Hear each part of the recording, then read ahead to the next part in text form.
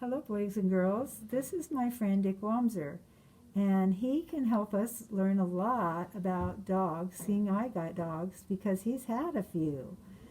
So, Dick, can you tell us a little bit about your dog?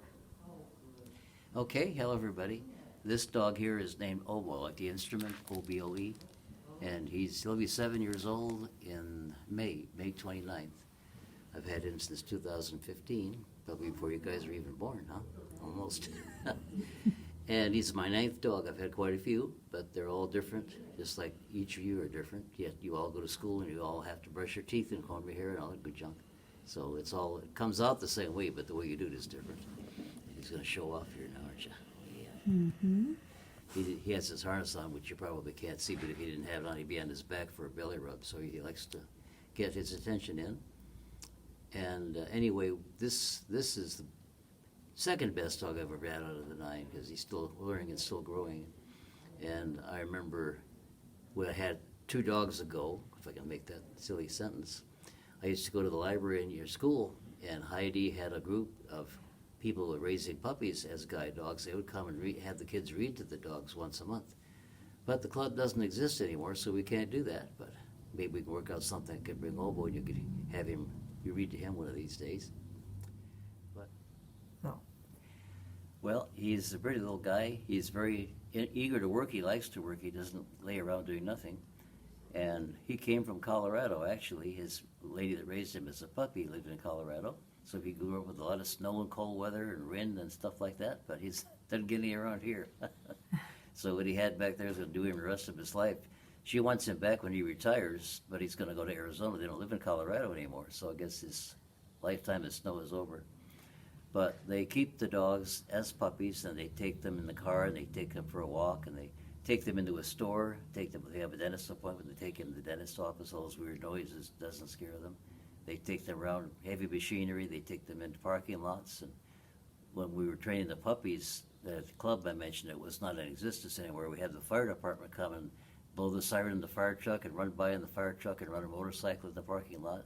Things that would scare anybody, doesn't scare them at all. But when they finally get to be old enough, they're about a year old, maybe 14 months old, and they're trained. This guy came from Boring, it's up near Portland, and it takes about 3 months to train them properly, and then you have to leave home and go there and train with him where they are trained, because they know where they're going and what they're doing, and you don't. Then you take them home and you train them where you want them to be trained, because they don't know what they're doing, but you do, so it just turns it inside out. But what some of the things they do are, for example, if I came in this room here and he took me to the chair, because that's what we do, is to go to a chair and sit down. If we're out on the sidewalk and there's something in the way, he'll go around it like a person on a cell phone. They just don't watch what they're doing. They're standing in the middle of the sidewalk.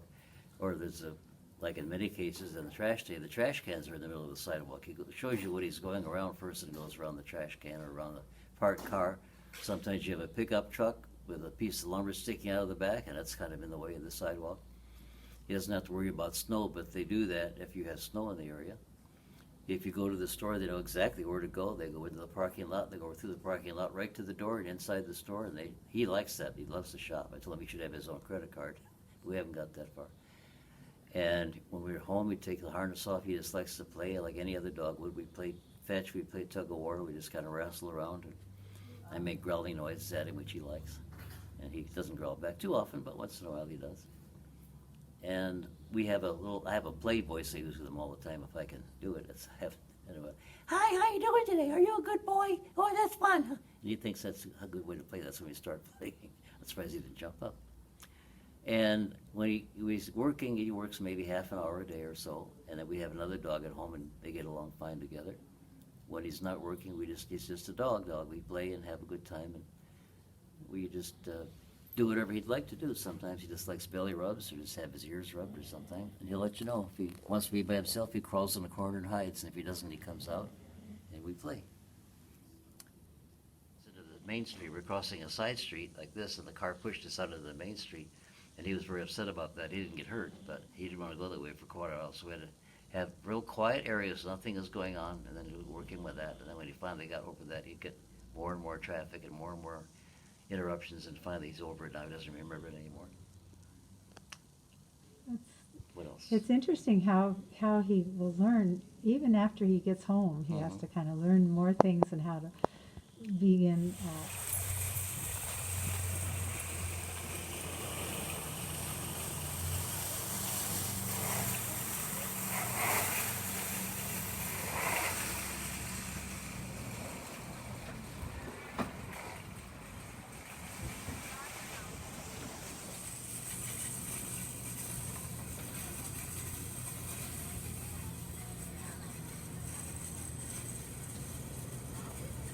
Here's Oboe at home.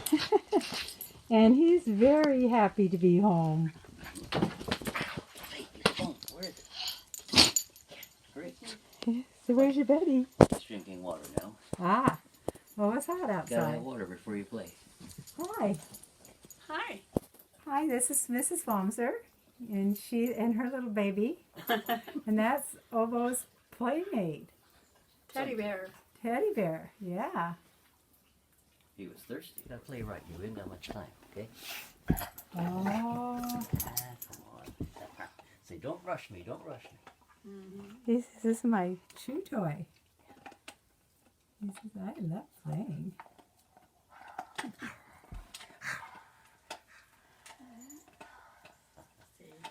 He doesn't like you to throw it. He just gets very upset when you do that.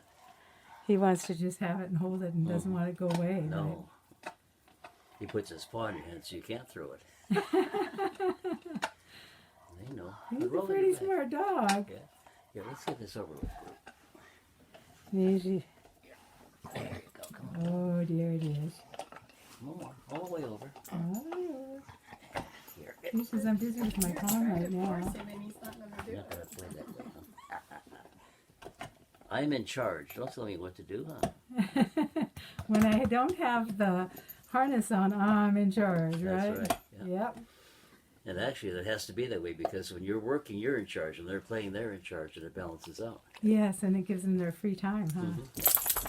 Hear that? Ooh, He is almost so got it. soft and so, his fur is so shiny.